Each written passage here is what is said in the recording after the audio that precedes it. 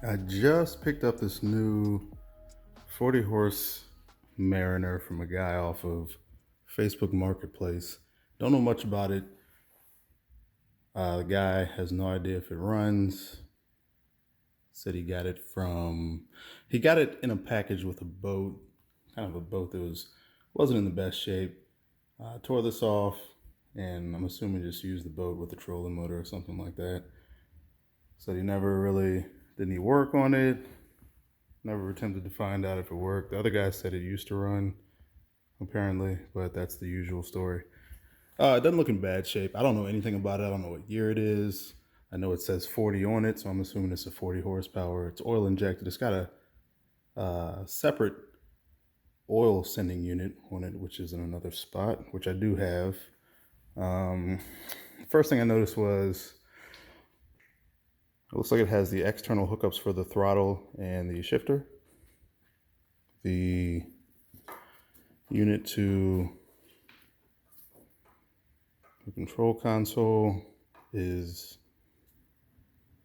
cut, so I need to reattach those wires before I can see if it has spark and see if it'll start up. So that's probably the first thing I'll do, is get these wires reconnected with the controls. Then I'll probably check to see if it has compression and see if I can get it started up. All right, took some time and I got the wiring harness all reattached underneath that. All those, I think it had 7 wires on the inside. They are all soldered together and reattached. I also got the throttle and shift cables hooked up, and it is attached to the controls here. I don't have a key for it, so I do have to order a key for that. In the meantime, I'm going to go ahead and test out the spark on this thing, check the compression on it, and see if it's going to be a viable motor.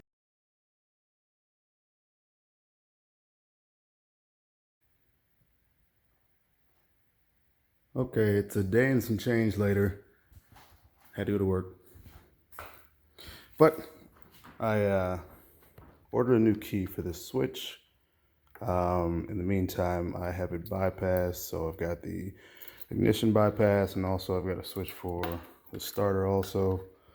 As far as choke goes, there's a manual choke on here, so I can choke that.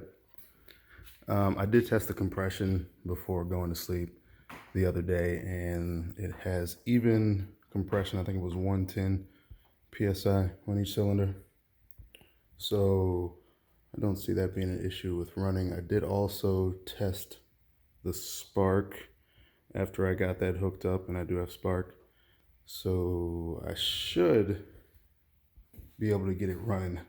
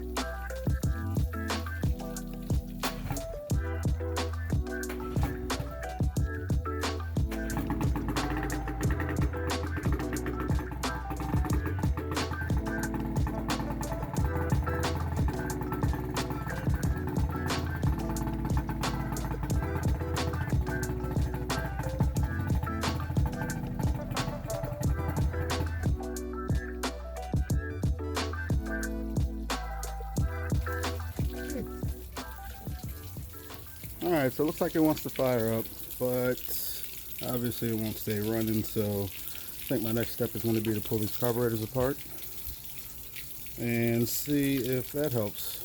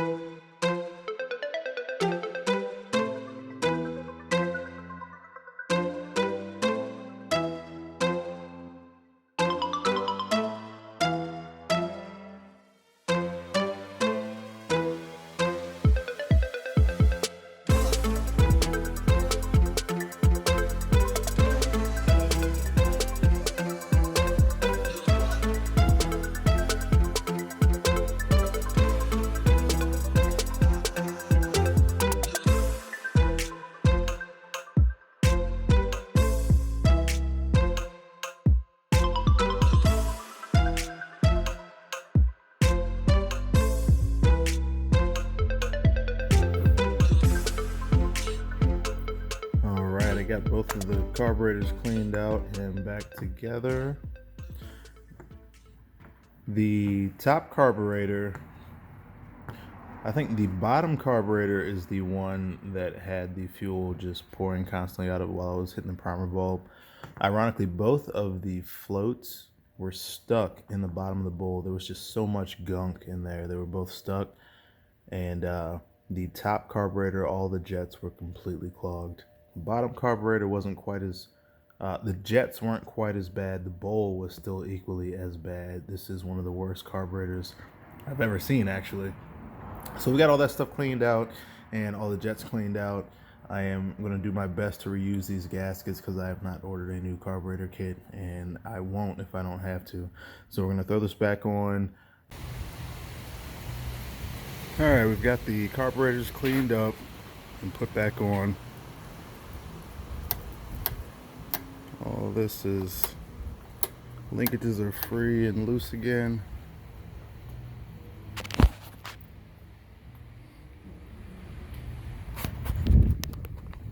I had ordered a key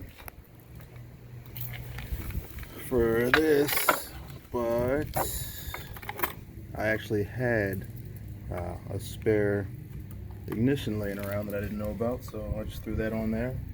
The other one, the key still hadn't come in the mail, so I will just add that to my spare parts pile once the key comes in. Alright, so I got the lower unit oil changed and it is cleaned off, wiped down a little bit. Didn't do anything crazy.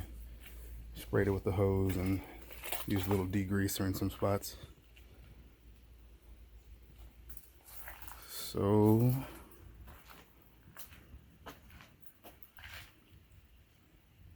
let's see if we can get it running.